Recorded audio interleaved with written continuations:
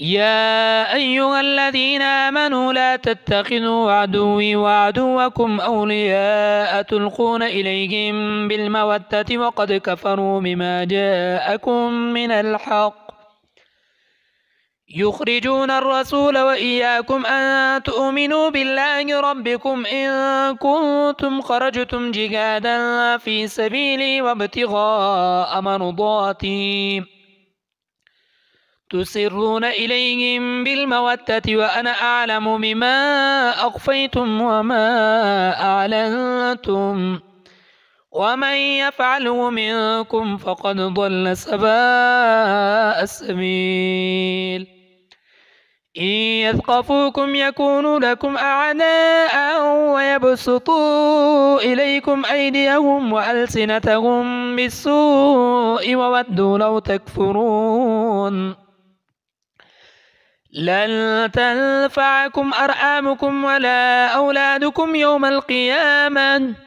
يفصل بينكم والله بما تعملون بصير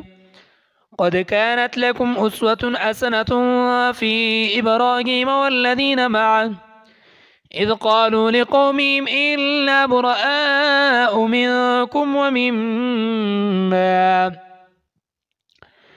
إذ قالوا لقومهم إنا براء منكم ومما تعبدون من دون الله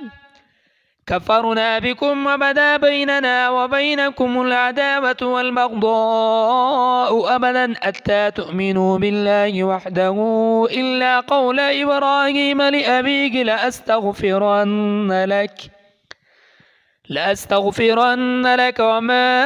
أملك لك من الله من شيء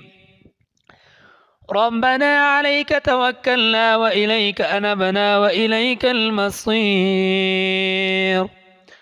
ربنا لا تجعلنا فتنة للذين كفروا واغفر لنا ربنا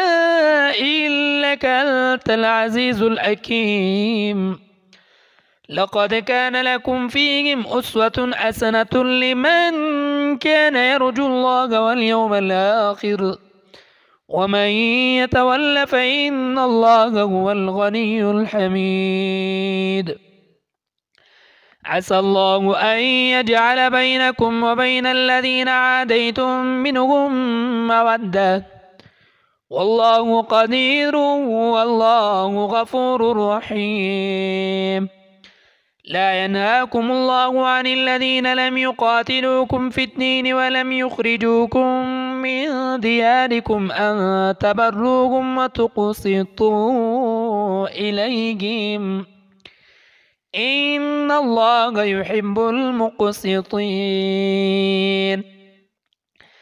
إنما ينهاكم الله عن الذين قاتلوكم في الدين وأخرجوكم من دياركم وظاهروا على إخراجكم أن تولوهم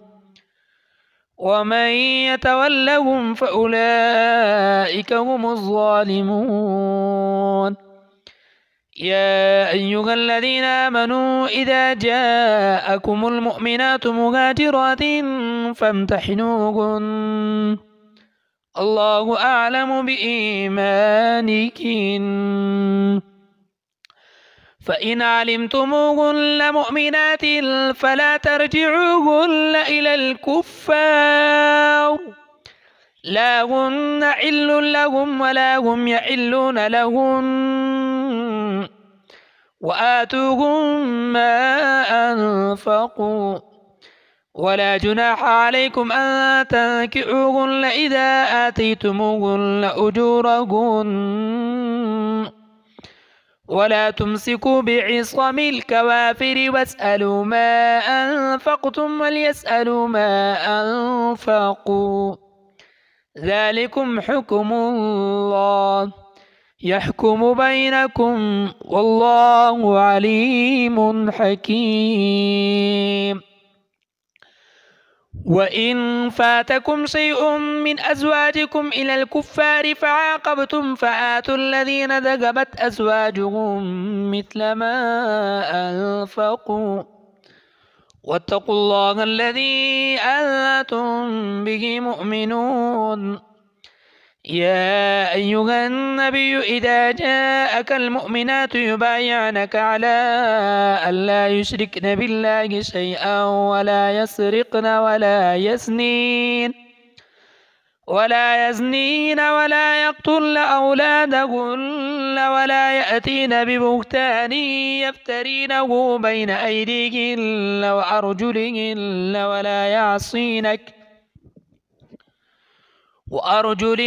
ولا يعصينك في معروف فبايعهن واستغفر لهن الله إن الله غفور رحيم. يا أيها الذين آمنوا لا تتولوا قوما غضب الله عليهم قد يئسوا من الآخرة كما يئس الكفار من أصحاب القبور.